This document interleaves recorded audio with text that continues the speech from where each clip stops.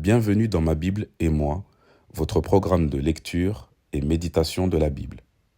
3 conseils pratiques pendant votre lecture et méditation. 1.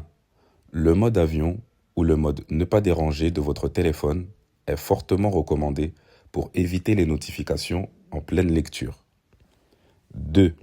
Veillez à ce que vous ayez le moins de bruit possible autour de vous. 3. Parlez et citez à haute voix ce que vous lisez. 5 phrases clés à retenir pour votre lecture et votre méditation. 1. Je lis ma Bible d'abord pour moi. 2. Lire ma Bible est une manière d'apprendre à connaître Dieu. 3. Quand j'ouvre ma Bible, c'est Dieu qui me parle. 4. Ma connaissance, c'est Jésus-Christ. 5. Quand j'ouvre ma Bible, je nourris ma relation avec Dieu. Nous passons à la lecture. Matthieu, chapitre 7.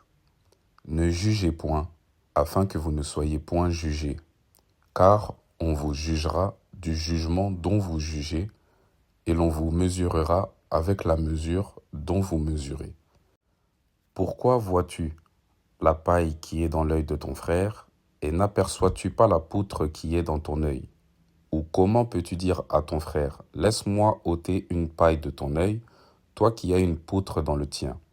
Hypocrite, ôte premièrement la poutre de ton œil, et alors tu verras comment ôter la paille de l'œil de ton frère. Ne donnez pas les choses saintes aux chiens, et ne jetez pas vos perles devant les pourceaux, de peur qu'ils ne les foulent aux pieds, ne se retournent et ne vous déchirent. Demandez, et l'on vous donnera. Cherchez, et vous trouverez. Frappez, et l'on vous ouvrira.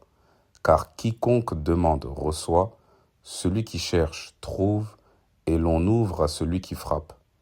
Lequel de vous donnera une pierre à son fils, s'il lui demande du pain? Ou, s'il demande un poisson, lui donnera-t-il un serpent? Si donc méchant comme vous l'êtes, vous savez donner de bonnes choses à vos enfants, à combien plus forte raison votre Père qui est dans les cieux donnera-t-il de bonnes choses à ceux qui les lui demandent? Tout ce que vous voulez que les hommes fassent pour vous, faites-le de même pour eux, car c'est la loi et les prophètes. Entrez par la porte étroite, car large est la porte, spacieux est le chemin qui mène à la perdition, et il y en a beaucoup qui entrent par là. Mais étroite est la porte, resserrez le chemin qui mène à la vie, et il y en a peu qui les trouvent. Gardez-vous des faux prophètes, ils viennent à vous en vêtements de brebis, mais au-dedans ce sont des loups ravisseurs. Vous les reconnaîtrez à leurs fruits. Cueille-t-on des raisins sur des épines, ou des figues sur des chardons? Tout bon arbre porte de bons fruits, mais le mauvais arbre porte de mauvais fruits.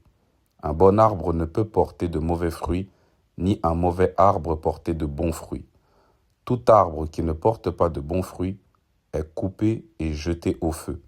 C'est donc à leurs fruits que vous les reconnaîtrez. Ceux qui me disent « Seigneur, Seigneur » n'entreront pas tous dans le royaume des cieux, mais celui-là seul qui fait la volonté de mon Père qui est dans les cieux. Plusieurs me diront en ce jour-là « Seigneur, Seigneur, n'avons-nous pas prophétisé par ton nom? N'avons-nous pas chassé des démons par ton nom?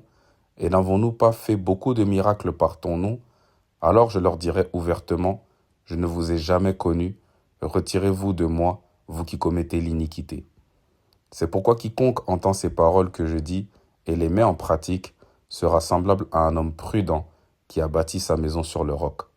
La pluie est tombée, les torrents sont venus, les vents ont soufflé et se sont jetés contre cette maison. Elle n'est point tombée, parce qu'elle était fondée sur le roc. Mais quiconque entend ces paroles que je dis et ne les met pas en pratique sera semblable à un homme insensé qui a bâti sa maison sur le sable. La pluie est tombée, les torrents sont venus, les vents ont soufflé et ont battu cette maison. Elle est tombée et sa ruine a été grande. Après que Jésus eut achevé ses discours, la foule fut frappée par sa doctrine, car il enseignait comme ayant autorité et non pas comme leurs scribes. Fin de la lecture. 4 points ont été relevés dans ce chapitre. 1. Jésus enseigne sur le jugement. 2. Jésus enseigne sur la persévérance dans la prière. 3. Jésus enseigne sur les faux prophètes. 4. Jésus enseigne sur le fait d'être bâti sur la parole de Dieu. À la suite de votre lecture et votre méditation, n'hésitez pas à nous partager en commentaire les points que vous avez relevés de ce chapitre. Rendez-vous au prochain épisode.